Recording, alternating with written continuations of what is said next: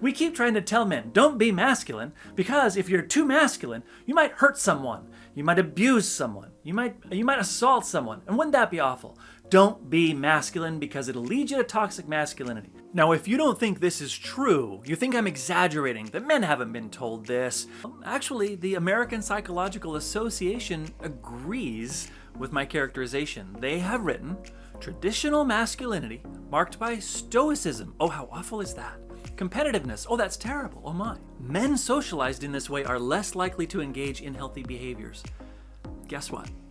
That is simply not true. Hello, and welcome back to Living Manly. This February 6th edition is going to be brief.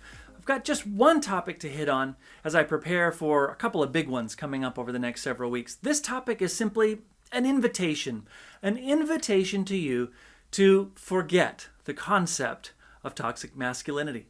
Now, I know that toxic masculinity has become such a commonly used term that people constantly think they know what it means. I'm going to suggest to you from a very rigorous sociological perspective that actually it doesn't mean anything.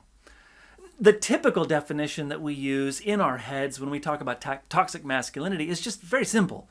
When men do bad things, we say they're being toxically masculine. Now, this doesn't actually help us understand much about their behaviors, nor does it help us figure out how to intervene.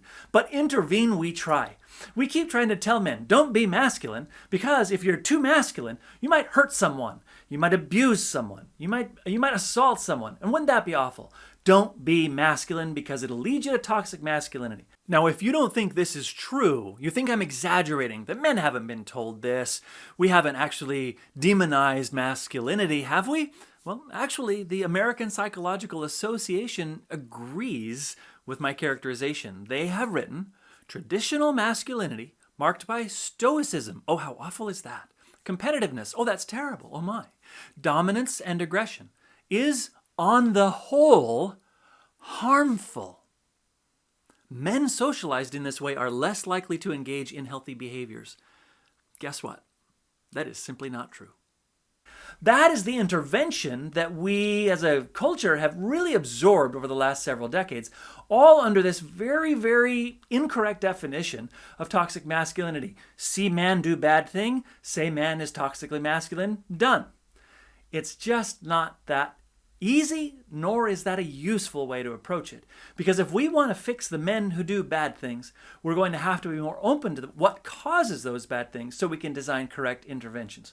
Let me illustrate a little bit. So in the world of toxic masculinity, when you are putting a modifier like toxic on a word like masculine, it means that you have a definition of masculine as a variable. So masculinity would be something, for example, in your mind that is operating on a scale. So let's write it that way. Masculinity. Now, if masculinity exists on a scale, it means that on one end, there's people who have a lot of it. On the other end, there's people who have a little of it. And in nature, most things that we measure about people exist on what we call a normal curve. And a normal curve simply says, well, this is the average person, male or female, in how much masculine behavior or sense of self that they experience. And in toxic masculinity, we've identified, let's call it some kind of red zone.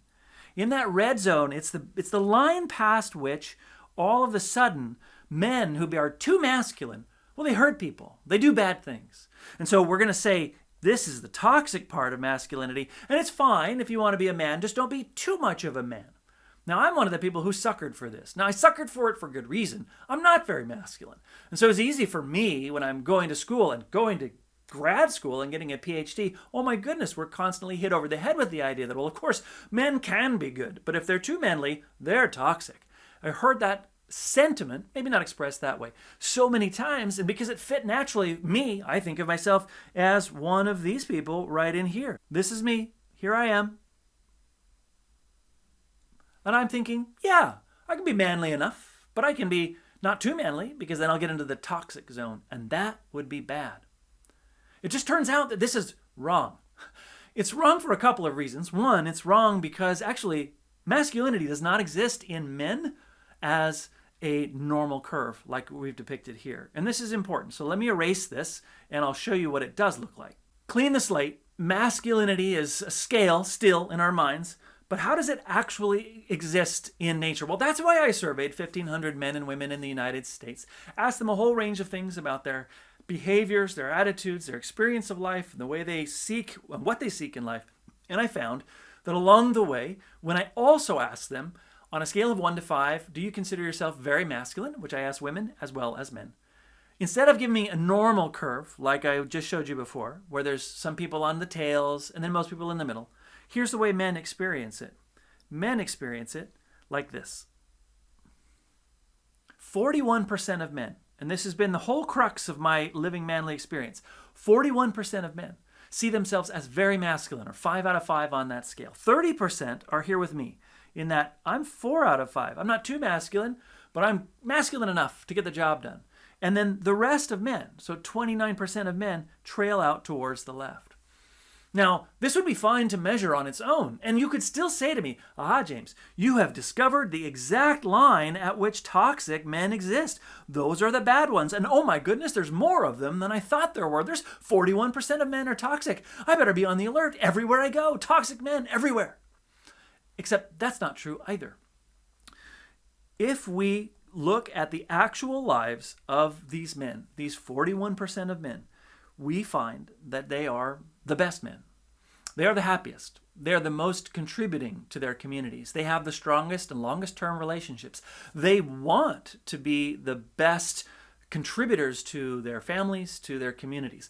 That is the men who we have historically suspected, okay, you're manly, but are you too manly? And should we inhibit you? Should we stop you? Should we socially prohibit you from trying to be too manly?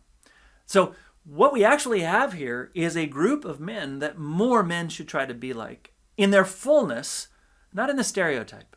And that's one of the problems. When we engage in a conversation about toxic masculinity, we are actually engaging in a completely stereotypical conversation.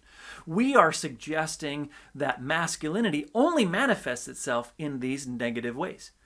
I've been doing videos now since the beginning of the year showing you the data that men who are very masculine actually experience masculinity. Yes, in some ways they are like men, but more manly than the average man. And in other ways, they are not like the average man. They are more like women. These men experience the full range of masculine attributes, including those that cause them to be generous, that cause them to nurture, that cause them to protect and provide and do all the things that masculinity can do. So, next time someone wants to comment on one of my videos and say, well, I've never thought there was anything wrong with masculinity. It's always toxic masculinity that has been the problem. I respectfully disagree. There is no such thing as toxic masculinity when seen in the light of actual masculinity. The more masculinity, the better. The more men accept the benefits and responsibilities of being far up on that curve, the more good they do. And the more we should encourage men to seek that. So that's my project this year. And this is just a restatement of what I've been all about. I've got a couple of big videos ahead of me this year. The next series that I'm going to do is going to be related to sports. I mean, we have a Super Bowl coming down the pike. And then we're also going to have March Madness. We've got spring, hopefully we have baseball coming up soon here, and then opening day in April for the Red Sox. And as part of this experience, as the man who's never really cared much about sports, I'm going to try to dive in. I'm going to do a March Madness bracket.